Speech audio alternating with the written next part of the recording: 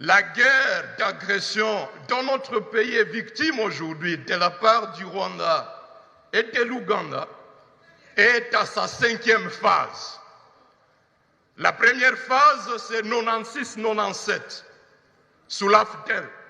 La deuxième phase, 98 à 2003, l'accord de Sun City. La troisième phase, 2004, avec la prise de Bukavu, jusqu'au 23 mars 2009, la signature des fameux accords du 23 mars.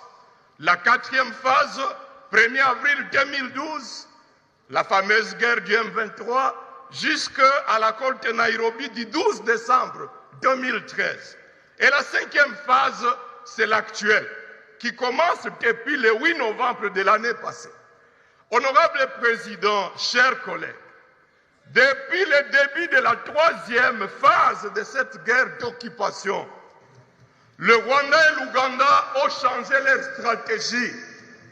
Ils ont opté pour une stratégie d'occupation militaire intensive que ces deux pays s'emploient à légaliser par des accords conclus en dehors du Parlement.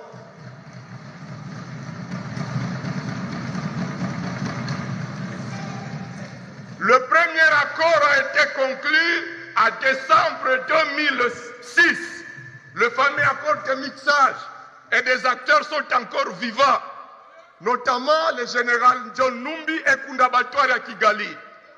Et pendant cet accord-là, plus ou moins 8000 éléments ont été intégrés dans nos forces de défense et de sécurité. Le deuxième accord, c'est le fameux accord du 23 mars 2009, qui est précédé par un accord secret à Kigali en décembre 2008. De cet accord est née la fameuse opération Umoja-Wetu.